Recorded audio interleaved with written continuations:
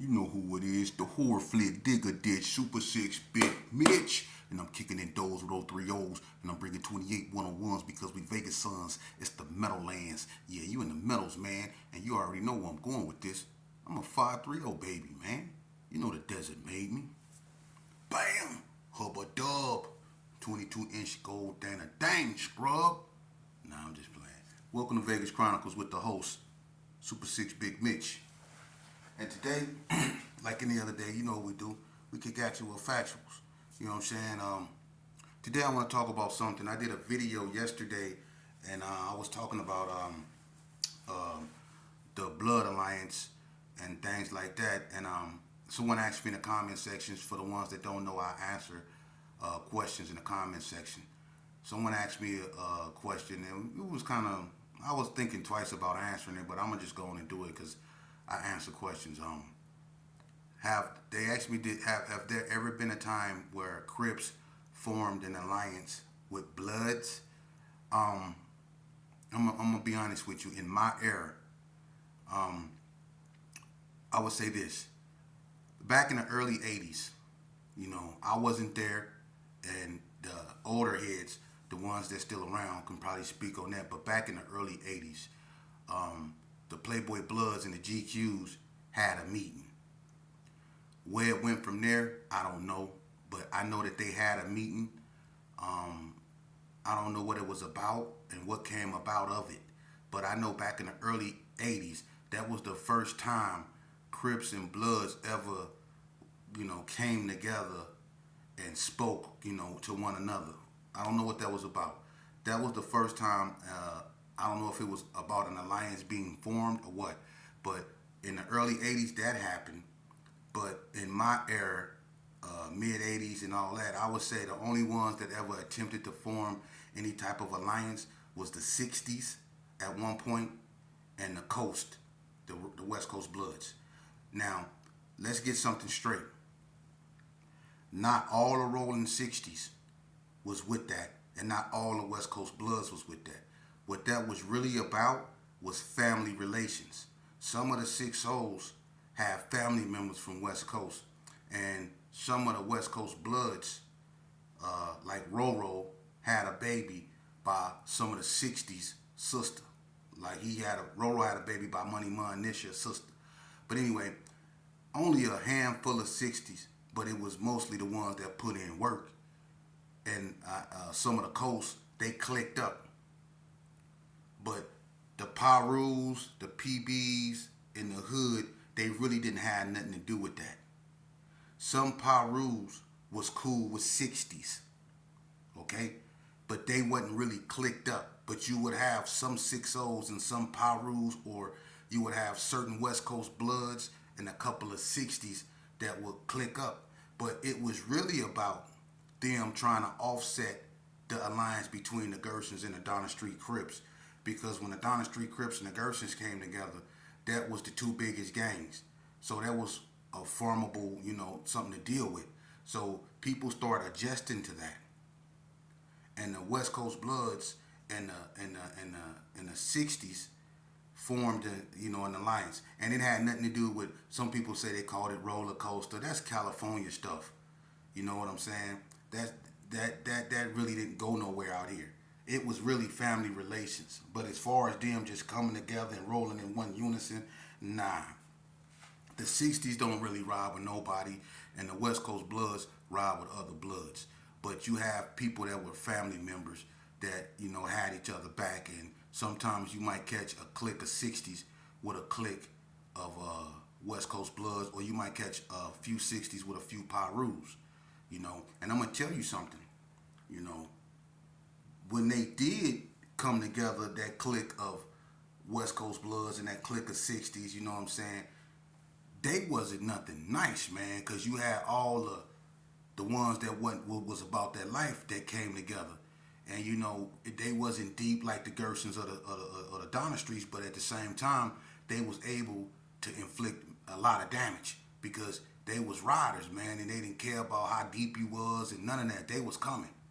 And so back during that era, it was real turned up. It was going back and forth. You had a lot of dudes, that was really out on one. And one mainly in particular, I'm gonna keep it so 100 would have had a lot of people shook up. Pussycat, excuse my French. He had it. He had it. He had it. Spike wasn't no joke. You know what I mean? And you can say what you want to say about that cat right there, but that cat had a lot of people shook up. And when he clicked up with them Bloods, come on, man. Come on, man. And I grew up with Spike. Spike he really from Chicago. I think Four Corner Hustler. He really come from there. You know, the boy ain't been, he wasn't no joke since I met him. You know, so he put in a lot of work, and the dudes that he was with, them Pyrus and West Coasters he was with, they wasn't no joke neither. You know, and they had a lot of dudes scared to come outside, and I'm keeping it 100. They had a lot of dudes scared to come outside. For real. And when it was time to put in work, or when they heard they was on their way, like the time Vegas Chronicles, we on West Street. Nisha, who is Money Mun's sister, moved right next door to Bread. Everybody remember when Nisha moved next door to Bread, and who used to come over Nisha's house in that photo blue Cadillac, kind of lightish blue, but not real lightish blue, but it was a photo blue Cadillac. It wasn't on rims. Who used to come over there? Felicia Day. And I remember one time we was standing out there, and there was a few, canines and Gersons out there, and they was messing with Felicia Day. And one of them she had some keys, and it wasn't her car, it was one of them blood cars. It was a photo blue Cadillac.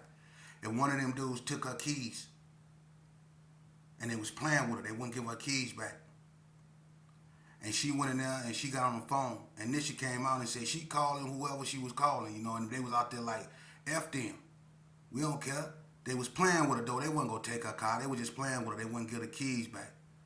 They was really mad she didn't want to talk to none of them. That's what it was really about. They were trying to get at her, and she didn't want to talk to none of them. So they started banging on her, and she didn't even come over there for that. She wasn't disrespecting nobody. She come to see Nisha.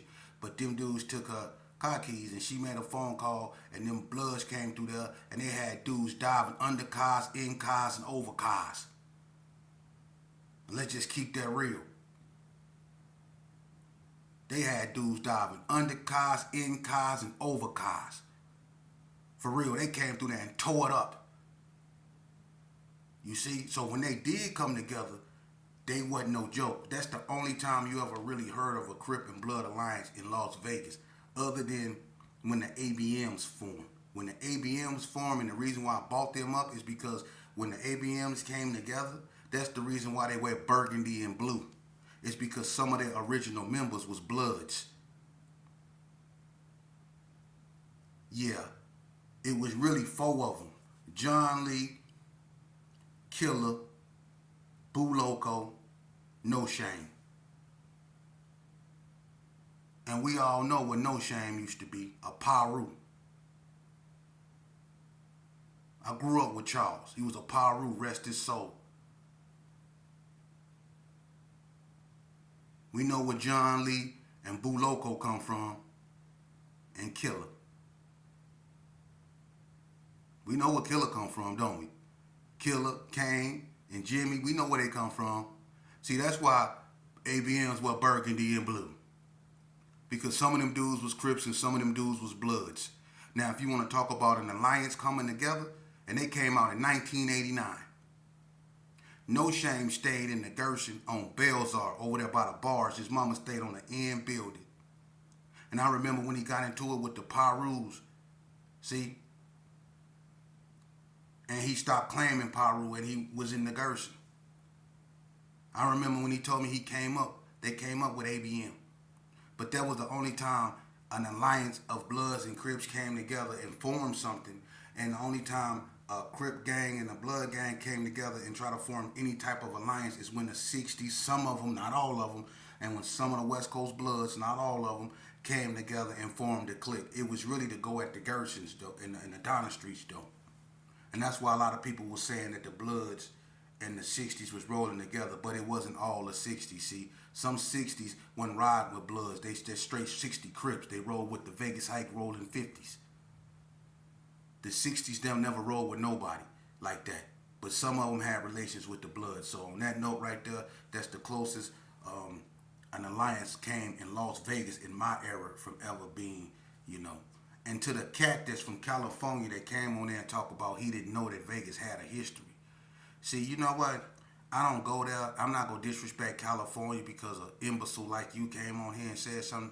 You know, dudes like you, I promise you, 9 times out of 10, if we was in the institutions, you would be washing drawers, all hands, no bleach. And you would be paying to stay on the yard. You see? Because, see, a lot of people like you, not all Cali dudes, because most Cali dudes, they 100 Big Mouse, Anthony Spark General. That's my cat right there. That's my Big Brody right there. I love Big Mouse. See? There's a lot of dudes. Foots from LA Lanes. I love Foots. Foots from LA Lane, that's my partner right there. Quick Hands from East Coast, my partner right there. Honey Bell from Bloodstone Villains. Corone from Bloodstone Villains. Then my partners B.I. from Skyline Pyrus. Then my partners right there, man. Then my partners right there. And they straight from Cali. But it's other Cali boys that like to put S's on their chest and try to downgrade Vegas. Then why you come out here?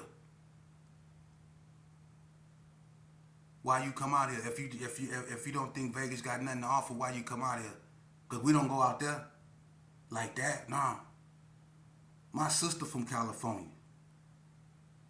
My daddy left Vegas, was kicked out of Vegas, and went and became a reputable in California. Original OVG. Y'all all know my pops. Look up the Hood Postman Melly Mel and look at that interview he did with Evil. And when he asked him about Shep, my daddy. Evil from 2 P's and a Beat. Look up the Hood Postman video. They speak about my father. So when you come on here and you try to disrespect Vegas like we weak, homie, like I say, man, I ain't in that lifestyle. I don't stay banging nothing. I'm not going to disrespect nobody's state. I'm not going to disrespect nobody. But you in particular, see, when you come to the joint, like I said, you be washing underwear. You be showing Big Pretty what you're working with. You see? It's not about where you from. It's about where you at. Yeah, Vegas have a history. It was founded by the mob, 1947. Blue Flamingo. Bugsy Siegel. Yeah. Vegas got a lot of history. Yeah. And it got a dark side too.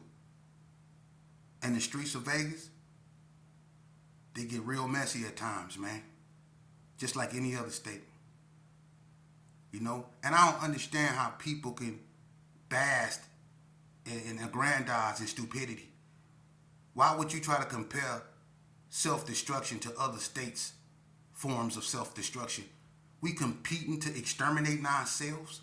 We competing in comparing destruction of our own people. We competing in that? That's foolishness, man. People think because they from a certain area that elevate them to a certain status. It doesn't.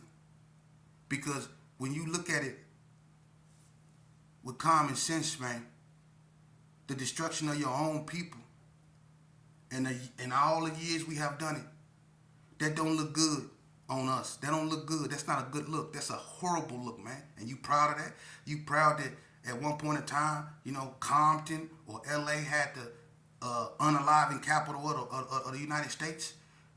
Is that something to be proud of? All them little brown and black boys that's not here, no longer here, that's something to be proud of?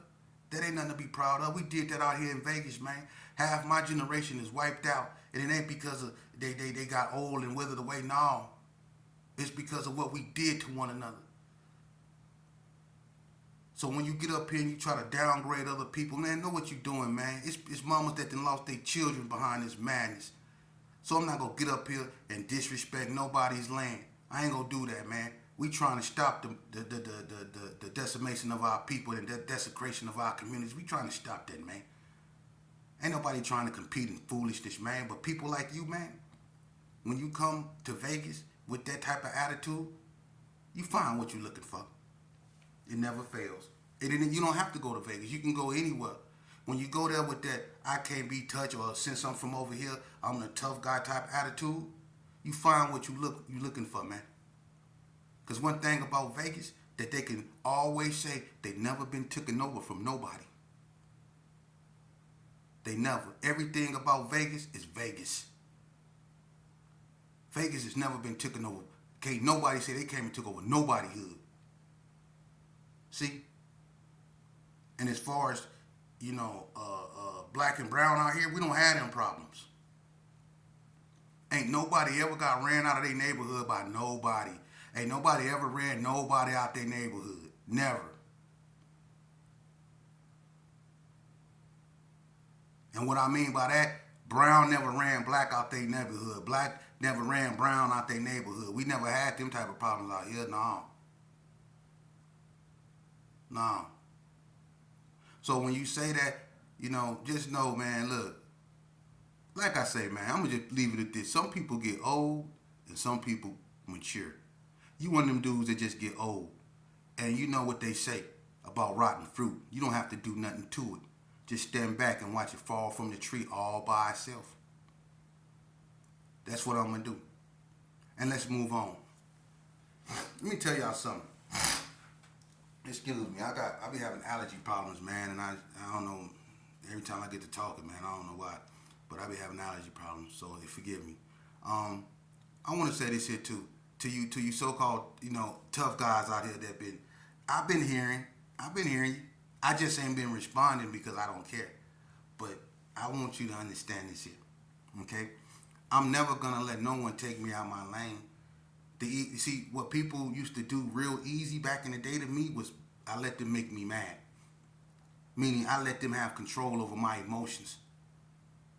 And that don't make you tough when you just want to fight everybody that say something you don't agree with. That don't make you tough. That make you predictable. They make you predictable. They make you typical. They make you weak. I learned to love myself more than I hate my enemy. So when people do this shit to me, I realize what I have to lose and I weigh it with what they say. You see? I look at what I have to lose because I love me. So I'm not going to put myself in a position to where I lose my freedom, my life, my family because of someone else's words. Words don't make me. I make me. My behavior make me. My actions make me. And your actions and behavior make you. And to you guys that's doing this here, let's check this out. Some of y'all, let me explain something to you. Rest in peace, Dirty Rob. But I remember him telling me this story about a so-called individual. No need to say no names. But since y'all so tough out there, y'all always like running your mouth. It was a certain individual that Dirt was talking about. Dirty Rob was on probation. And he stayed in Gearing Circle on the end, right where Big Louie stayed. Right across from with Crazy Katie. This back in 1988, 89. He stayed. If they came out the substation and looked a certain way, they can look down at Dirty Rob though. And he ain't like nobody on his porch, especially wearing green. He didn't want no attention brought to him. But one day, me and Brad was walking and we went over his house and we sat down.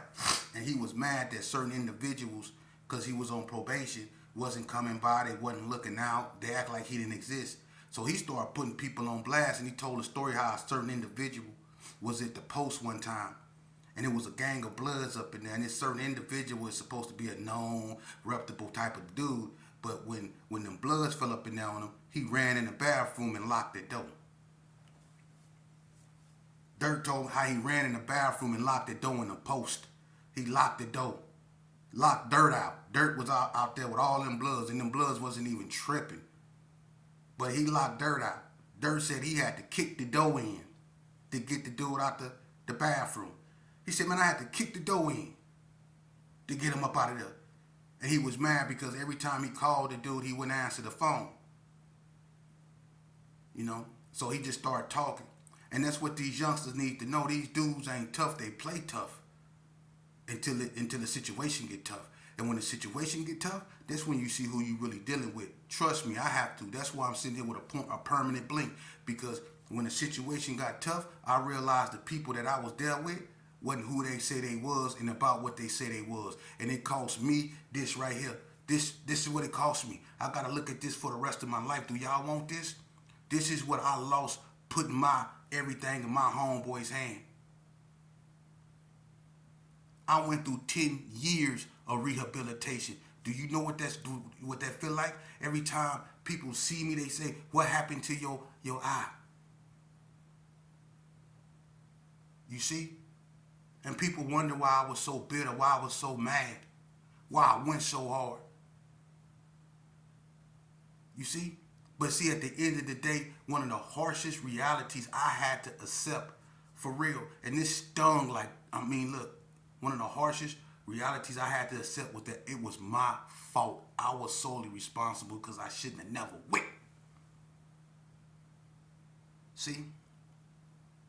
And there's so many youngsters up there in them institutions that's walking around there every day with a look on their face like they shouldn't have never went. They shouldn't have never got in the car. For real. I don't want nobody to go through that. I don't want nobody to have to spend the rest of their days up in the institution. It's nothing fun about that, man.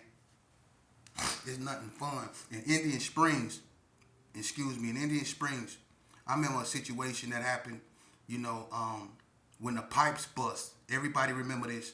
The pipes bust, the water pipes. And for 3 days, we didn't even know that the pipes had bust until they put memos up on all the doors. And on the memos, you know what it said? It says, due to fecal matter. Fecal matter being in the, they advised us to drink out of the igloos that they had on the yard. They put igloos of water all over the yard. But it's 3 days after this didn't happen, so people was wondering why they was catching, the runs and all that, and their stomach was messed up. It was because fecal matter was in the water pipes. See, this is what goes on in prison. This happened in Indian Springs back in 1998. You see, is that what you want to go through? You want to be in there where you have to put your shoes in plastic bags because scorpions and brown recluses be getting up in there. They be coming out your sink and all that. You want to be up around that?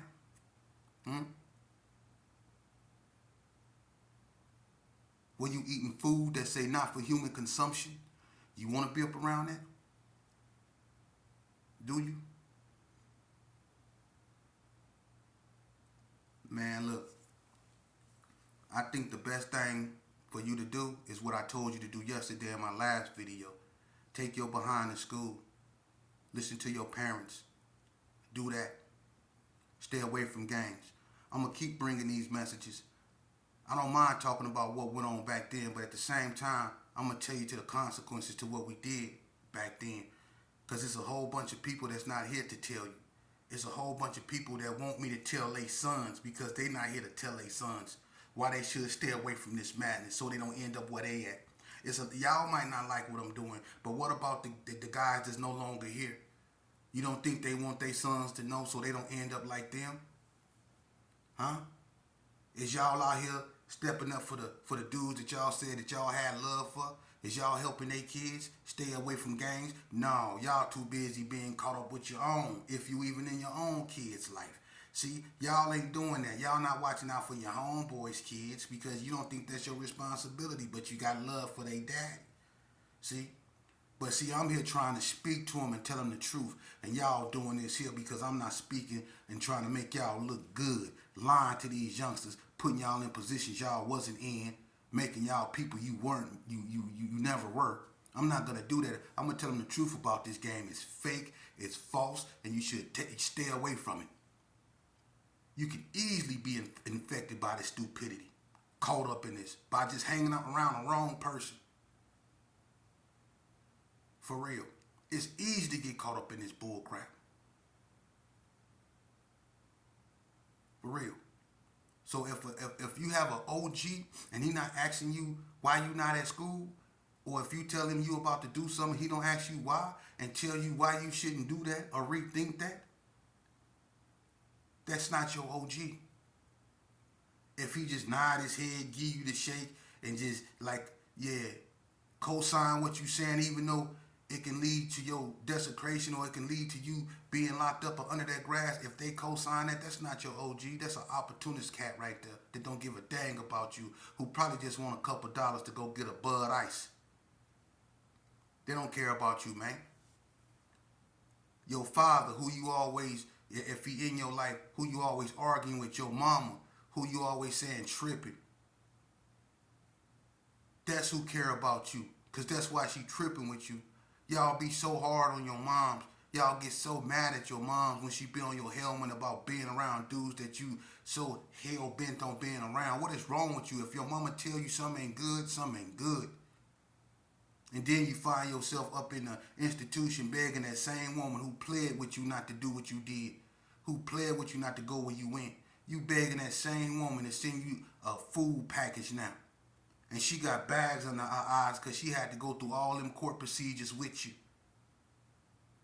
She had to go up there and plead with that judge on why he should let you out or why he should give you a lesser sentence.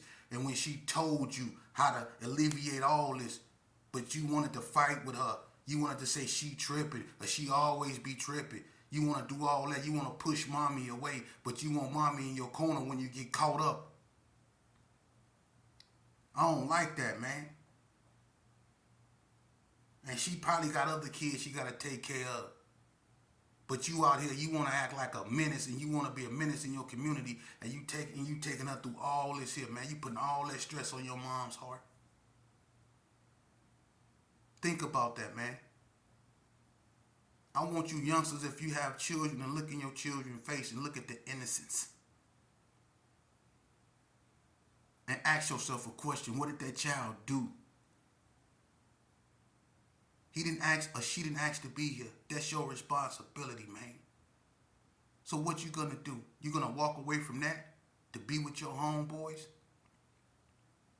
Huh? Your child is your greatest accomplishment. You would never do nothing.